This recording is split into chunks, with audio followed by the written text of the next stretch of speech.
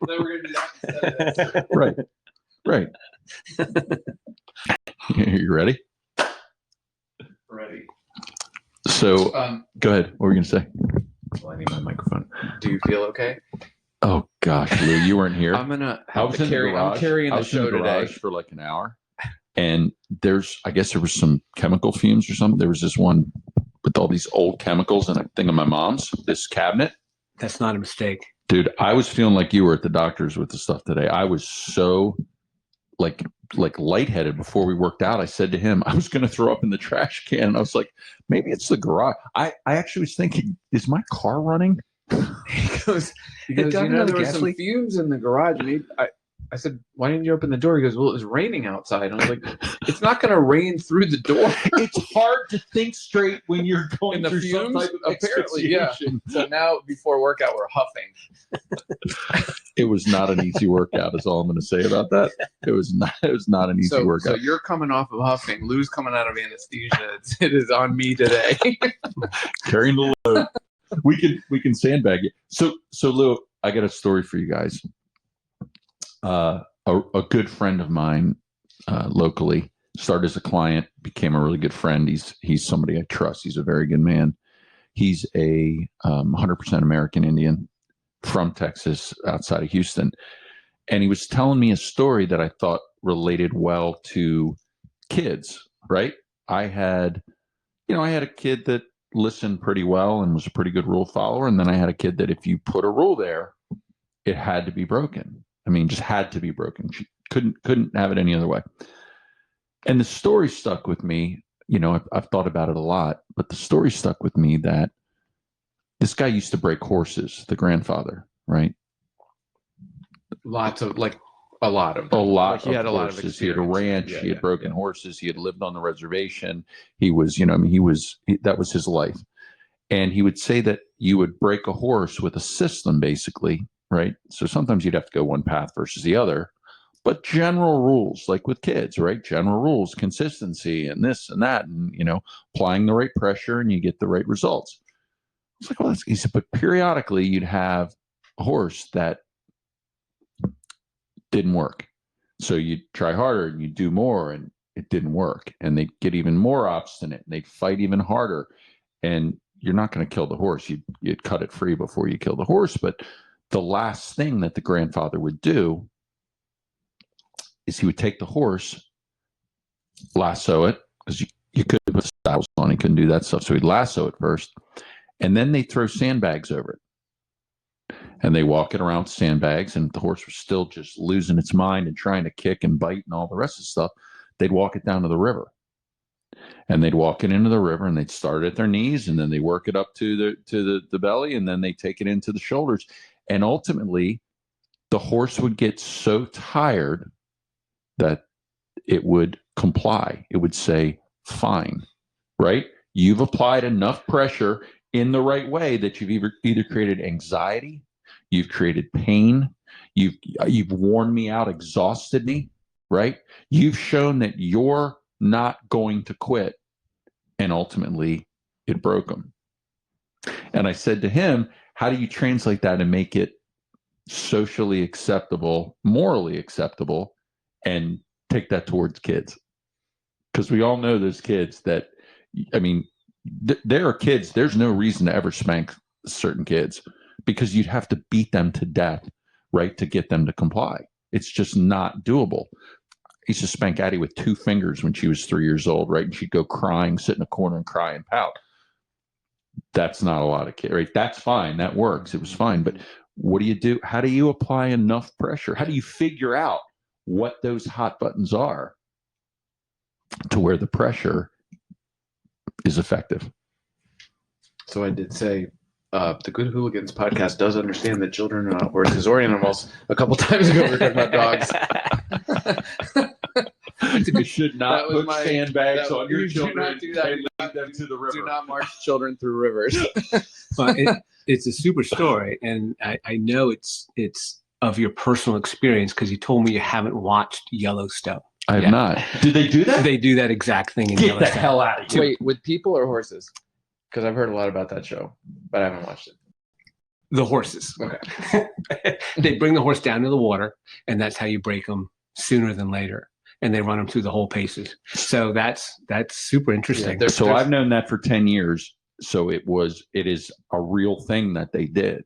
I thought you were going in the direction of Tonto Martinez, friends call him no. Bubba. No. We're not going there. So yes, I think there are a lot of places where that metaphor starts to break down, but I think the moral, especially the younger the child, it's love me enough to be just a little more stubborn than I am. I think that's the trick that he was. You don't want to.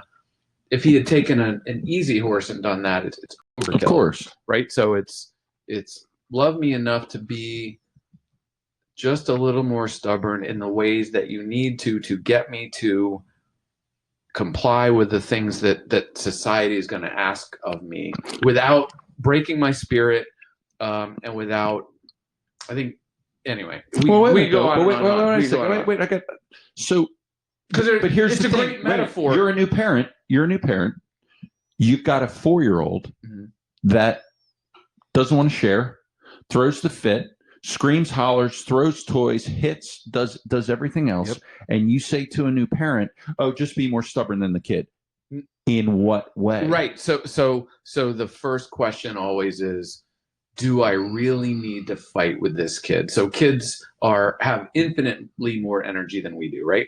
So if you get in a battle of attrition with energy with a kid, you're going to lose. If you get in a battle about put your shoes on and not that jacket and this jacket and eat your peas and don't hit and you will lose because the kid has energy to fight all of those fronts. So I always tell parents the very first step in your decision tree is, do I really have to fight with this kid?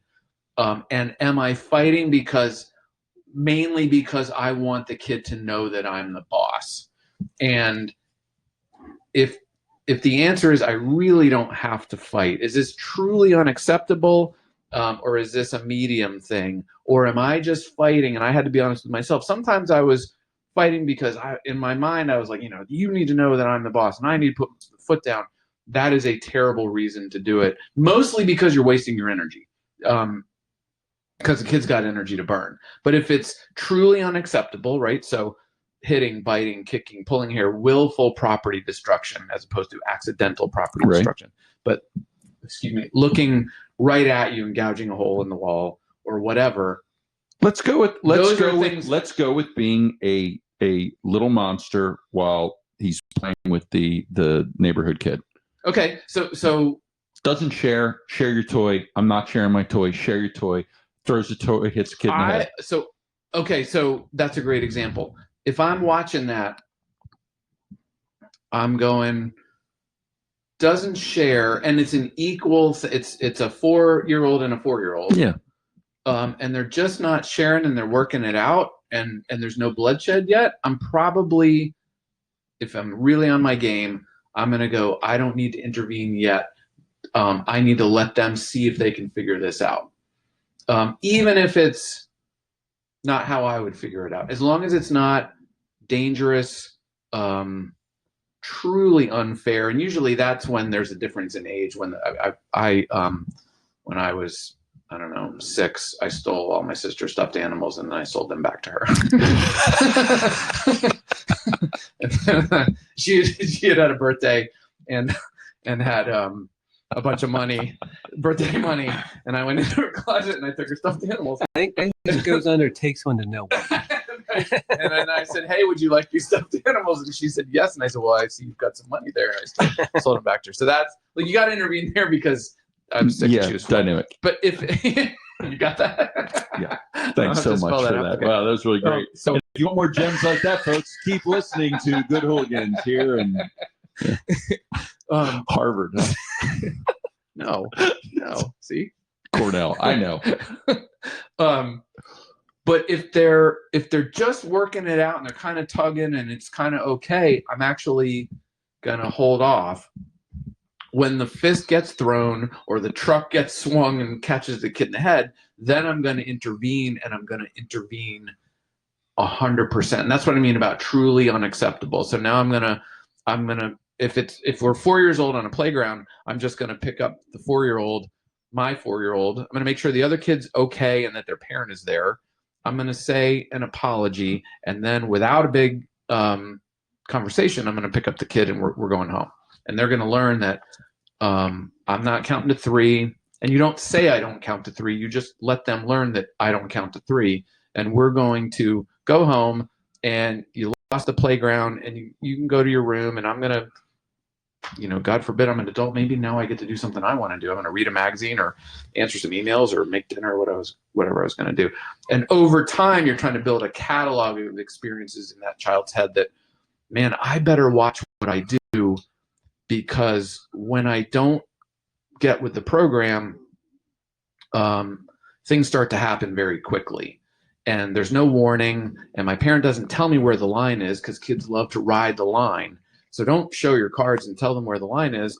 You just show them, oh, yep, you're over the line, and we are out of here. I like the out of here. And this, hold on. And the stubborn is, some kids require that 10 times, and some kids require that 10,000 times. Right. And that's what I meant about scaling it. Like, if we have to do this if we got to leave the playground 10,000 times, that's what we're going to do. But again, the key is the first step of, do I really have to fight? We had the kid at the house, not sharing, won't let you play with my toys. Every toy you pick up, I'm going to take from you, blah, blah, blah, over and over and over again. So I basically, after I said, share, let him have the toys, and it didn't happen, I picked her up, I set her on the side, in between my legs, crisscross applesauce, like this, and held her, and let him have every toy in the entire house of hers, right? And when she had to watch it, and she was not happy. And then when she was being like a little uppity with me afterwards, I said, why don't you pick one to take home with you? And the parent was like, no. I go, yeah, please, as a favor to me, pick one to take home with you. And then afterwards, I sat down with her. I said, hey, listen, this house is going to work. If you are respectful and kind and share and those things, you'll get more toys. If you act like that, soon enough, you will have none. And that seemed to work. But knowing where to apply pressure, one thing I will say is, kids are different. The things that I think you have to keep through all kids are consistency, trying to keep the rage that we sometimes feel out of it, trying to keep treating them as if they were a 22-year-old when they're 5, understanding, or 4 or 3, that their brains really, truly don't understand some of these things. They can't get it yet. But they do know dad and mom, right? And they do know if dad and mom say no to something, that there has to be a repercussion. And you said count to 3. If you're counting to 3, you are 3 too late. I do not like 3. I do not believe in 3, because if I count to 3 and you don't do it, I'm going to count to 3 again. Yeah. And I've never met a police officer when they say, put your hands up. What's in your, put your hands up. I'm going to count to 3 before I shoot you. Right. No. Right. And so we are preparing kids for life, and life goes really fast. And when you see a bus coming and they don't see a bus coming, and you say stop, they better not take 3 more steps. They better know to stop, to trust you to stop, right? You said that to me early in our friendship when we were still really figuring stuff out. It stuck with me. I've said this to a million people. You said you want to try to save no. You don't want to make them deaf to no. That if you're saying no all day, no Cheerios, no. You said you want to save no for when they have toddled out to the end of the driveway and the cement truck is coming and you can't get there, and you go, no. That's the yelling thing too, right? Is if you yell all day, right? If you yell all day, then it's when you yell, right. They hear nothing, right? Right. If you keep your cool when you can, and they hear your voice go, I can still remember the first time my grandfather yelled at me. I about pooped my pants because he had never yelled at me before. And when he screamed, I mean, I remember freezing when it happened, right? There's a reason when I'm 53 years old. I see sirens on behind me, and I panic. I haven't done anything wrong. Well, I'm you not start drinking. wondering, I like, what wasn't did I do? speeding, Yeah. but I'm scared when the sirens are like, and I say to myself, like, why am I scared? I didn't do anything wrong, because I'm You have conditioned respect. to respect those things when they go on behind me. And I also know I have no control or power if I've done so, they decide to come in and tell me. So for me, that's a big deal. Right. And it's a good point. If the cops drove around with their sirens on all the time, you wouldn't be as respectful of it.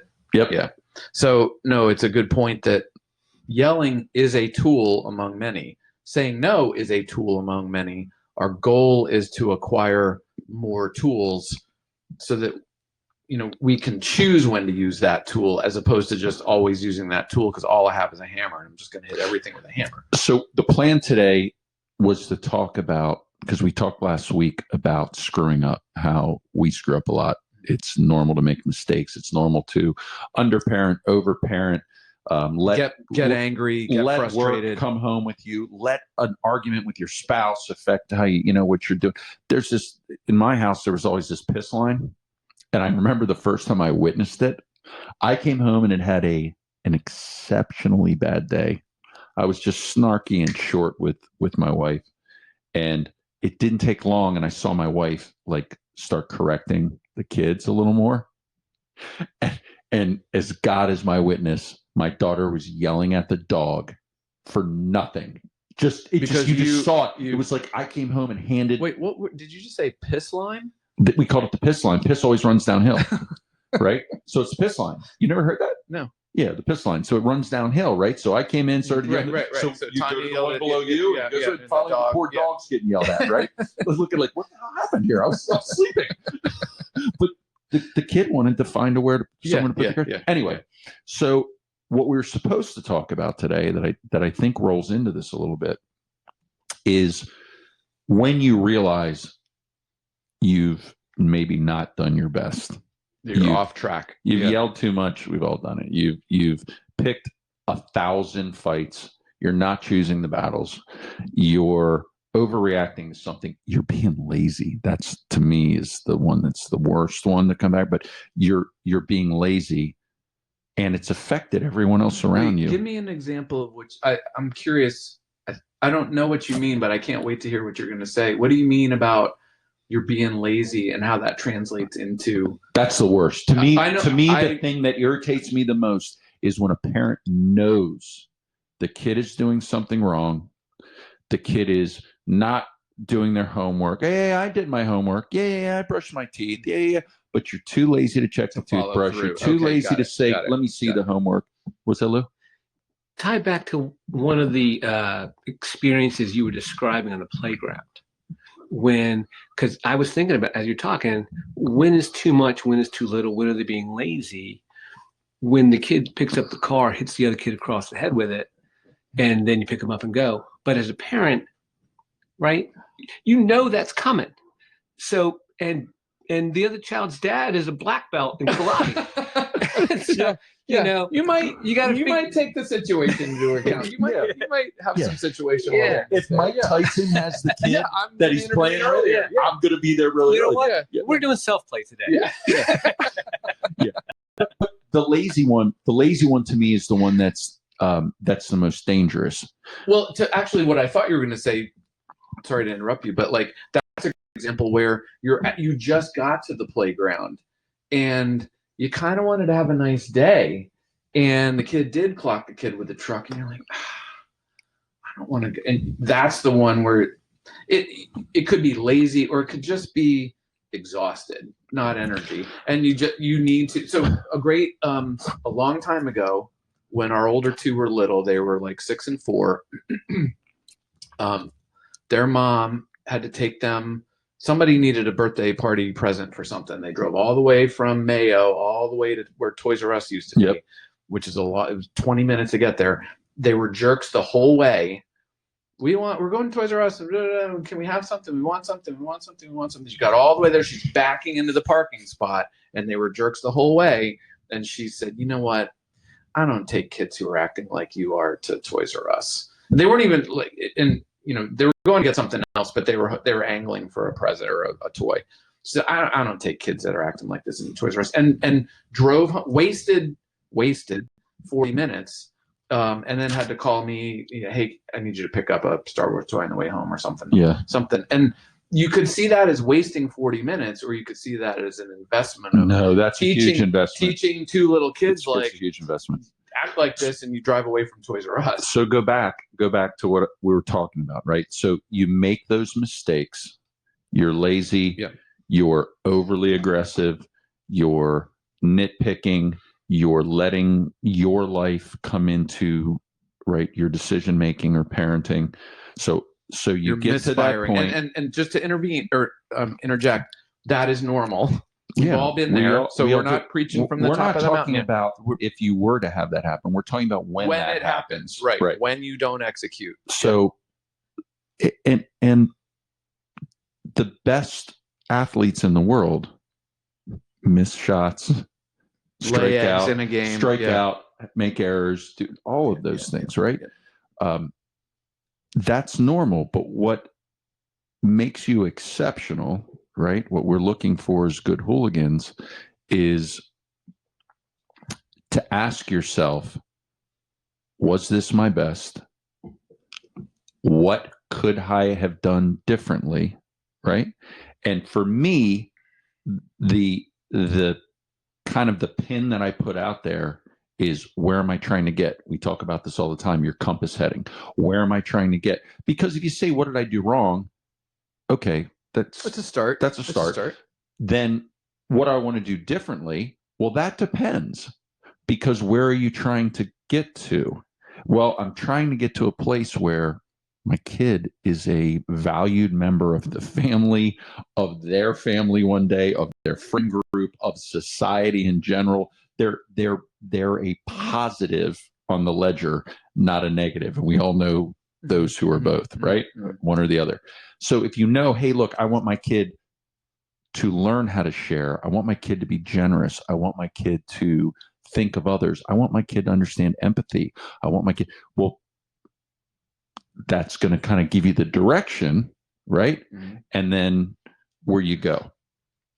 The challenge there is you still have to, then you have to boil it down to, you're right. That's the goal. So I agree with you that remembering, what do I want my kid to look like at 18 or 20 years old? Remembering that some of these lessons, it's going to take us that long to get there, that this 4-year-old's not going to be empathetic tomorrow or this year.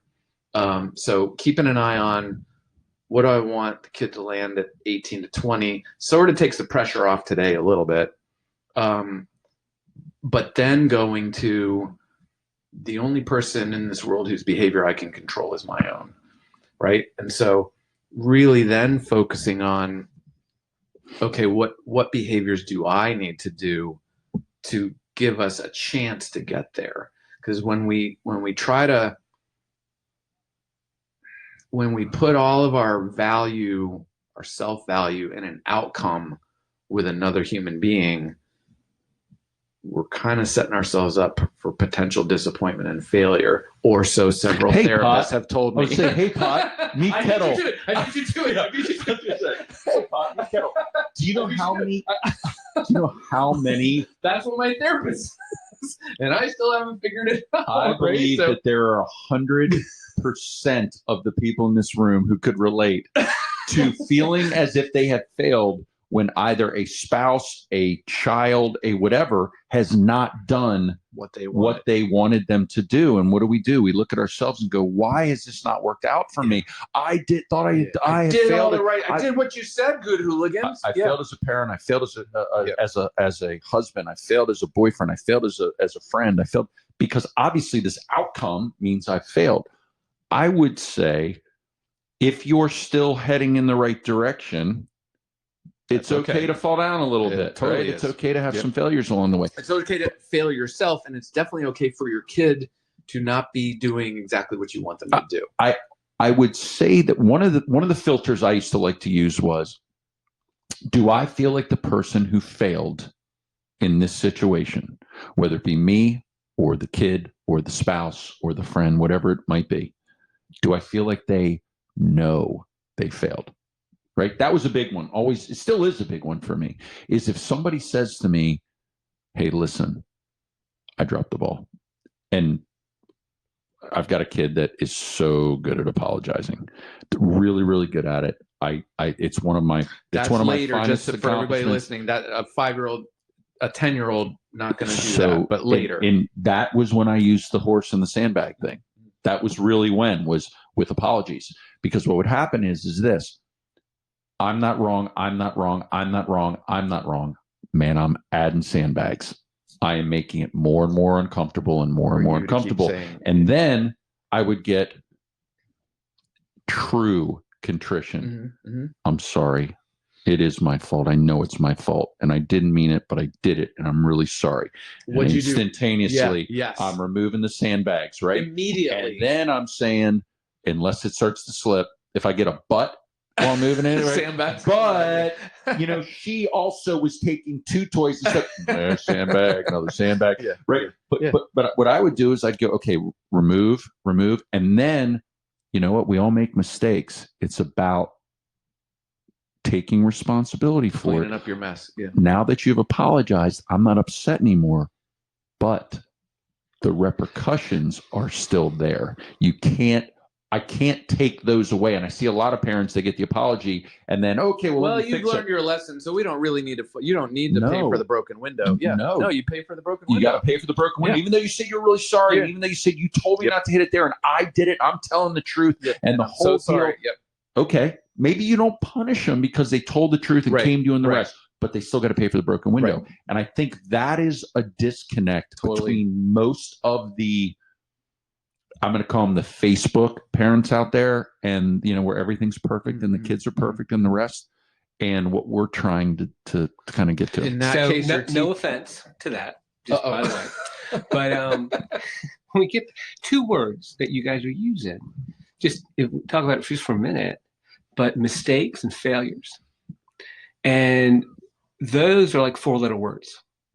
They can't be.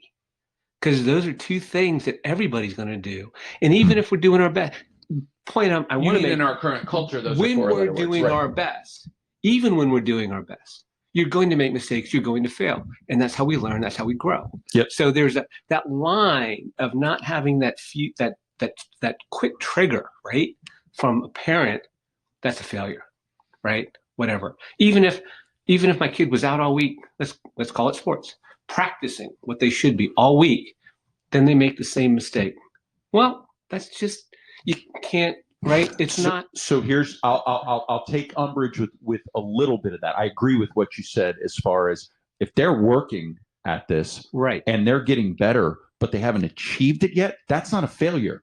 A failure is failing to show up, failing to practice, failing to tell the truth, failing to follow instruction, failing to be respectful to a coach, failing a test. If they fail the test because they have dyslexia, which apparently I have verbal, or if they have a real struggle, and the previous 2 tests they'd gotten a 20 and a 30, and then they got a 58, and they still fail, I might celebrate the improvement upon that. That's not really what I'm referring to, though. When I'm talking about a failure, I know. I just want to make a distinction. I'm trying to more hone in on the lack of effort, lack of moral action, lack of understanding how their actions hurt someone else or themselves potentially. Right? If you're 16 and you drink and drive, it's a failure. It's a mistake. And oh, by the way, if you didn't get caught and nothing else happened, it's still a massive failure and mistake, because you could have killed a kid walking across the street. You could have killed yourself. You could have taken something from us. So I think using the words when they're appropriate. It's not about the outcome, man. Some of the times that I've done my best and worked the hardest and not gotten the outcome I wanted, I should have felt more pride, right? Mm-hmm. And some of the times that I did win, I shouldn't have, because I really didn't do much to get there.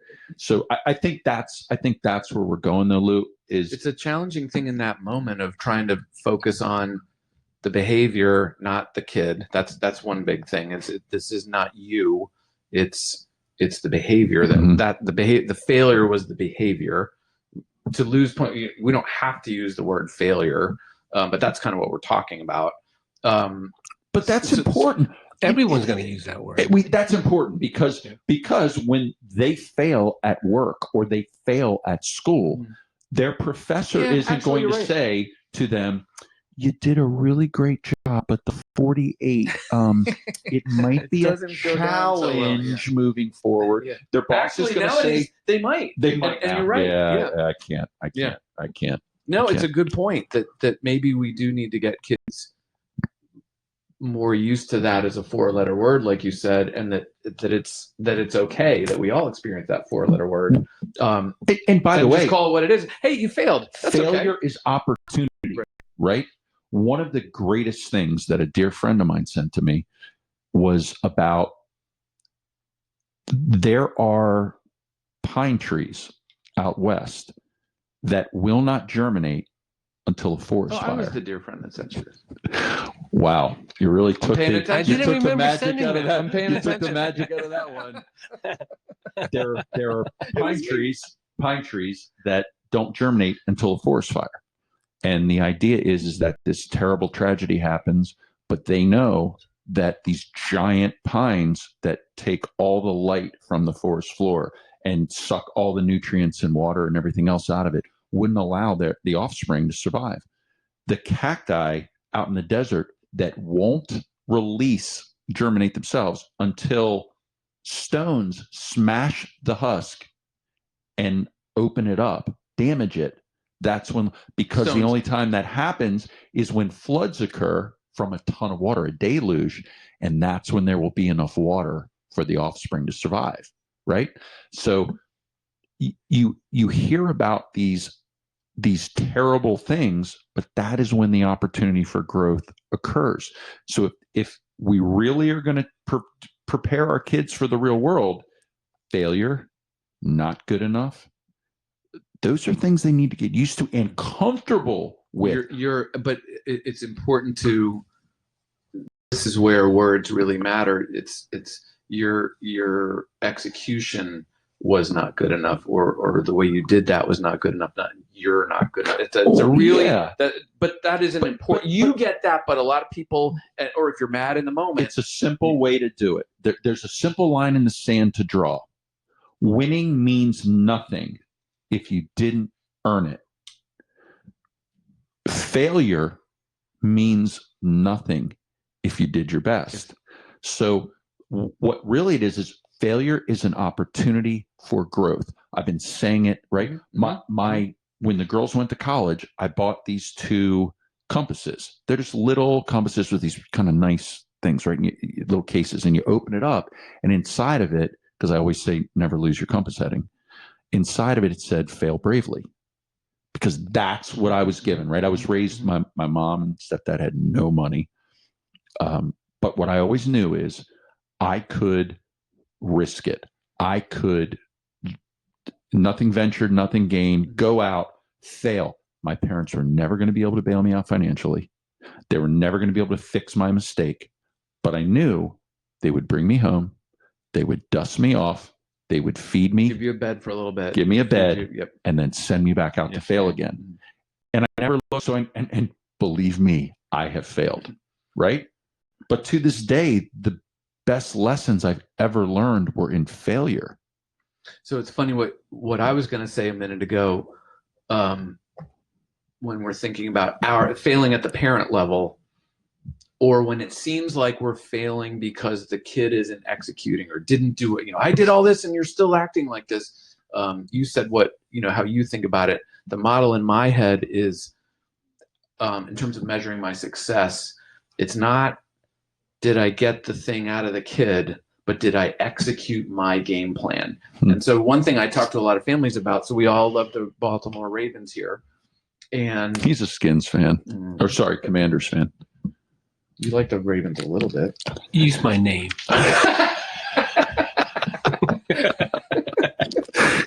he's some PG counting nonsense. I don't know that. The Ravens, remember what I always complain about when the Ravens get away from running, right? Yep. They run in the first quarter and they're getting 2-yard runs. And they're running in the second quarter and they're getting 2-yard runs. And most of their successful games are when they don't get away from the run. They stick to and the they game keep plan. running and they keep running and they keep running. The fourth quarter, the other team's getting worn down, and those 2-yard runs are now 14-yard runs. Right. And that's my favorite Ravens team to watch, right? And yours too.